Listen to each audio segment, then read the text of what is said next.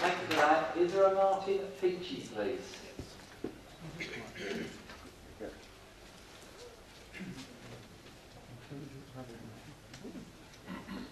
Thank you, Speaker. You've requested 10 minutes. Can I ask if members have got a copy of that? Yeah, all members have got a copy of that, yes. Thank you. Yes. Good evening. I'm speaking on my own behalf. I'm talking about aircraft noise issues and how they affect the site, in my opinion, make it unsuitable to build new schools. If we start looking at a couple of maps, the first one is an arrivals map, and you'll see that the site is affected by arrivals, but on the runway it's only used about 20% of the time. But nonetheless, aircraft are coming in round from west, bending round, and coming down, landing over Stortford. But more importantly, if you look at the next chart, you'll see the departures. And the departures use this runway 80% of the time, for which half of that time they're bending round poorly on what's known as the buzzard departure route. And the significance of that is this proposed site means it's in the most exposed place that you could wish to put a new school for departing aircraft. And the significance of departing aircraft is that they are, first of all, much noisier than aircraft landing. And because of the characteristics of that noise, you have a very low frequency content that travels further, it penetrates walls further. So all of that adds up to some difficulty if you want to put sensitive buildings like a school or hospital, for instance, here close to this departure route. And finally, these routes here are laid down by government. They're called noise preferential routes. Once they're laid down, the idea is they don't change without government consultation. And that means you can have long-term planning stability for new developments such as houses, schools, etc. Turning to the actual application itself, I was very concerned of what I felt was a lack of adequate information about noise. I've just picked out a few things there, and I feel that there are a number of omissions and errors which would make it difficult to determine the advisability of building a school there because of the lack of noise data that was provided. First of all, they didn't provide any data on possible new flight paths, and I'll come on to that in a minute. They certainly didn't talk about anything after 35 million passengers, which is the G1 approval that's been given, and that current runway can handle 45 million. And of course, although we know the second runway the application has been withdrawn, that's not to say that later a second runway can come back into the frame again. And finally, on emissions, there are a number of documents, and I've listed there pt6.mpg, which is the guidance on noise, BB93, which is the building bulletin, for schools, for noise on schools, and WHO guidance. The material there was selectively used in the application or missing. And to give you some examples, in pt6.mpg it says that you have to look at the levels of noise at the time of the application and anything that can be reasonably expected to come along in the future. So missing out some of these other developments, new flight paths, increasing number of aircraft, is a woeful omission in my view. Secondly, as I've said, aircraft noise is very specific. It's not like road noise where you have a low rumble. It is a series of very loud noises, and that interrupts teaching in schools as well as the pupils as well as the teachers. Furthermore, there were some errors in my view in terms of the assessment, and I just picked three out. The application had a noise assessment that said the minimal perceptible 3 dB change applies to LAQP, which is an averaging over a time period, and that is not true. pt6.mpg makes it quite clear it's for each specific event. So, in my view, then everything they said after that lacked cohesion. They also said this was accepted by inspectors. That's not true. T5, the Department of Transport, said it was not the case, and they went on to say that 2 dB increase is not considered to be detrimental. I'll come to that in a minute.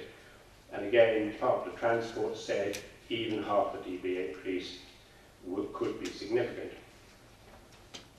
Turning on to G1, I've just picked out one particular thing. This is, if you remember, we have about 20 million passengers going through at the moment. and that's been approval has been given to move that to 35. What the assessment didn't say, you can see it here very starkly, is that the increase in numbers of flights is actually during the school hours.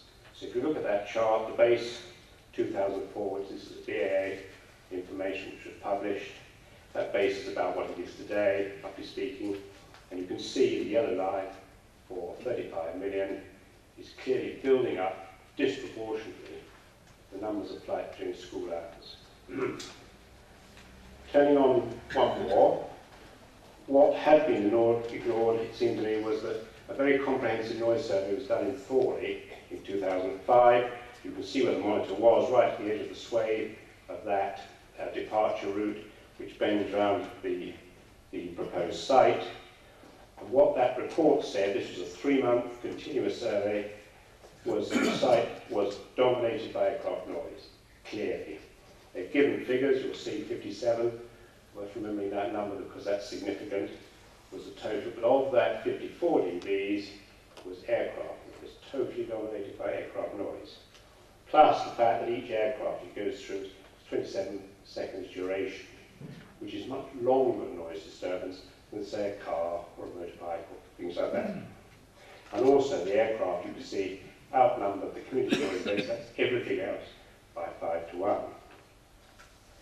I mentioned NATS, and just very briefly, NATS put out a consultation in 2008, and what they were going to do was to change the flight path from what is the green one on there to the red one, which is nearer the site.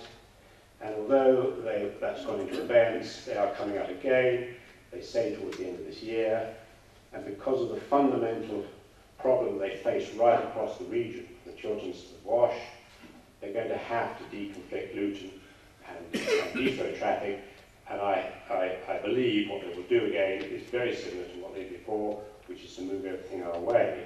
And to give you some idea of what that means, turn to the next one, you can see the 737-800, which is one of the quietest aircraft that uses Stansted. You can see how that footprint is actually going to straddle the new site. And of course, noisier aircraft will be noisier still. The other thing that wasn't mentioned, because they hadn't mentioned that in their appraisal, in the application, was that also they're going to change the Luton flight paths. Instead of flying south of us, below Harlow, the intention is to put them over Bishop Stortford, and the Norfolk traffic will follow the same route. Excuse me. Finally, nowhere did they talk about any increase of air traffic, the impact it would have above 35 million passengers, which is the current approval. The runway will take 45 million, plus if the second runway ever comes along, I've just shown you what the 54 contour is, and that clearly straddles the site.